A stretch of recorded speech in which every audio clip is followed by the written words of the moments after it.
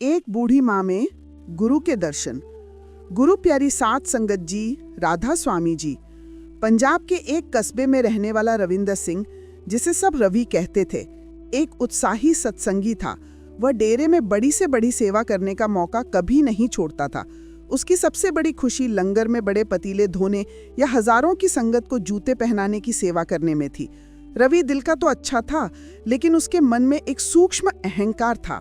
वह मानता था कि सच्ची सेवा तो डेरे की पवित्र धरती पर हजारों लोगों के बीच में ही होती है। बाहर अपने घर परिवार के लिए किया गया काम तो कर्तव्य है, सेवा नहीं। रवि अक्सर कहता था, जब तक गुरु घर में पसीना ना बहाओ तब तक सेवा का असली फल नहीं मिलता। एक बार वह डेरे में 10 दिन की सेवा करके वापस लौटा।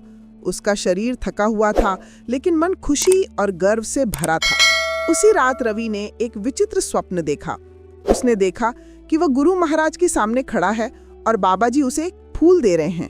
रवि ने श्रद्धा से फूल स्वीकार किया, लेकिन बाबा जी ने कहा, रवि, ये फूल सुंदर है, पर अभी इसमें सुगंध नहीं है।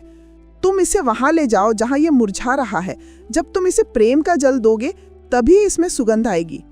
जब रवि ने पूछा, वह जगह कहाँ है हुजूर, तो बाबा जी ने केवल मुस्कुरा दिया और दूर एक धुंधली बूढ़ी औरत की ओर इशारा किया जो दर्द से कराह रही थी। रवि की नींद खुल गई। उसे इस स्वप्न का अर्थ समझ नहीं आया, पर उसके मन में एक बेचैनी सी रही। अगले ही दिन जब रवि अपने घर के पास से गुजर रहा था, तो उसने देखा कि उसकी पड़ोसन परमजीत कौर, जिन्हें मोहल्ले में लोग गुस्सैल अम्मा कहते थे, अपने घर के बाहर सीढ़ियों पर लड़खड़ा गईं और उनके पैर में चोट लग गई। परमजीत कौर लगभग 80 वर्ष की थी, अकेली रहती थीं और अपने तेज स्वभाव के कारण मोहल्ले में किसी से ज्यादा बातचीत नहीं करती थीं। उनके बच्चे विदेश में थे और साल में एक बार फोन कर लेते थे। चोट लगने से परमजीत कौर बुरी तरह दर्द से कराह रही थीं और उठ नहीं पा रही थी। मोहल्ले के बाकी लोग भीड़ लगाकर खड़े थे, पर कोई आगे नहीं आ रहा था, क्योंकि अम्मा जी किसी को अपने पास नहीं आने देती थीं। रवि को अचानक अपने स्वप्न का ध्यान आया। दर्द से कराहती बूढ़ी औरत। उसने बिना सोचे समझे परमजीत कौर को उठाया, उन्हें डॉक्टर के पास ले गया। डॉक्टर ने बताया कि उन्हें कुछ हफ्तों तक बिस्तर पर आराम करना होगा और उनकी लगातार देखभाल जरूरी है। परमजीत कौर के बच्चों ने रवि से फोन पर विनती की कि वे कुछ दिनों के लिए अम्मा जी का ध्यान रखें। रवि की पत्नी ने कहा, हम क्यों करें, वो तो हमेशा हमसे लड़ती रहती हैं। लेकिन रवि को अपने भीतर एक आवाज सुनाई दी, मुरझाया हुआ फूल।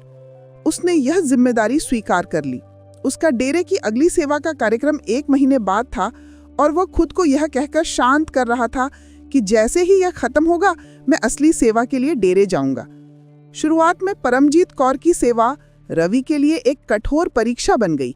सेवा की चुनौती, अम्मा जी को बिस्तर पर ही नहलाना, उनके गंदे कपड़े साफ करना, उन्हें समय पर दवा देना और सबसे बड़ी बात, उनके लगातार ताने सुनना।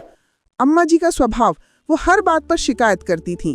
रवि, तुम्हारे हाथ में मिठास नहीं है, दाल में नमक ज्यादा है, तुम इतनी देर से क्यों आए, तुम्हारी सेवा बेमन की है। रवि को गुस्सा आता, वह मन ही मन कुड़ता, हे बाबा जी, यह कैसी सेवा है, मैं डेरे में इतनी श्रद्धा से काम करता हूँ और यहाँ मैं एक चिड़चिड़ी अम्मा के ताने सुन रहा हूँ, यह सेवा नहीं, सजा है। एक दिन रवि ने गुस्से में अम्मा जी का कमरा साफ किया और जल्दी से बाहर निकल आया। उसी शाम रवि ने अपने फोन पर बाबा जी का एक सत्संग लगाया। हुजूर महाराज जी के शब्द उसके कानों में पड़े, बच्चा, तू लंगर की सेवा करके खुश होता है, पर सोच, लंगर में सेवा करने वाला हर सेवक खुश होता है, प्रसन्न होता है और तुझे बदले में राधा स्वामी का मीठा शब्द मिलता है। लेकिन सच्ची सेवा वहां है जहां बदले में कोई खुशी ना मिले, बल्कि सिर्फ शिकायतें मिले, जहां सेवा करते हुए भी तेरे मन में विनम्रता बनी रहे। जिस जीव की तू सेवा कर रहा है वह तेरा गुरु है। तू उस परमजीत कौर में मुझे देख। जब तू उसकी डांट को मेरी परीक्षा मानेगा और प्रेम से सेवा करेगा, तभी तेरे फूल में सुगंध आएगी। यह सुनकर रवि का अहंकार चूर चूर हो गया। उसे समझ आया कि वह अभी तक दूसरों से प्रशंसा पाने के लिए सेवा कर रहा था, गुरु की आज्ञा मानकर नहीं। उस क्षण से रवि के सेवा का तरीका पूरी तरह बदल गया। प्रेम का समर्पण। जब परमजीत कौर अब शिकायत करती तो रवि मुस्कुराता। वह सोचता कि ये तो मेरे गुरु हैं जो मुझे नम्रता सिखा रहे हैं। बदलाव, वो अब परमजीत कौर के लिए उनके पसंद का खाना बनाता। वो उनके पास बैठकर उन्हें कहानियां और भजन सुनाता। धीरे धीरे परमजीत कौर का स्वभाव बदलने लगा। उनका गुस्सा शांत हो गया और उनकी आंखें प्रेम और वात्सल्य से भर गई। एक दिन जब रवि उन्हें दवा दे रहा था तो परमजीत कौर ने उसका हाथ पकड़ लिया और कांपते हुए होठों से कहा, बेटा, तुम मेरे रवि नहीं हो, तुम तो मेरे बेटे के रूप में मेरे भगवान हो।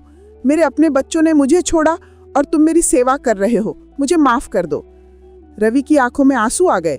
उसे लगा कि वह परमजीत कौर के चरण नहीं बल्कि गुरु के चरण छू रहा है। अगले हफ्ते परमजीत कौर पूरी तरह ठीक हो गई और उनके बच्चे भी वापस आ गए। जब रवि जाने लगा तो अम्मा जी ने रवि के सिर पर हाथ फेरा और कहा, जाओ मेरे लाल, तुम्हें तुम्हारे गुरु की कृपा हमेशा मिलेगी। रवि जब अपने घर लौटा तो उसने महसूस किया कि उसके मन से अहंकार का बोझ उतर चुका था। उसे अब डेरे की सेवा पर गर्व नहीं था बल्कि परमजीत कौर की सेवा पर गहरा सुकून था। उस रात रवि ने फिर वही स्वप्न देखा। इस बार वह गुरु महाराज के सामने खड़ा था और वह मुरझाया हुआ फूल अब पूरी तरह खिल चुका था और उसकी दिव्य सुगंध पूरे कमरे में फैल रही थी। बाबा जी ने मुस्कुराते हुए कहा, रवि, अब इस फूल में सुगंध आ गई है। तूने सच्ची सेवा को पहचान लिया है। तूने हर जीव में मेरा दर्शन कर लिया है।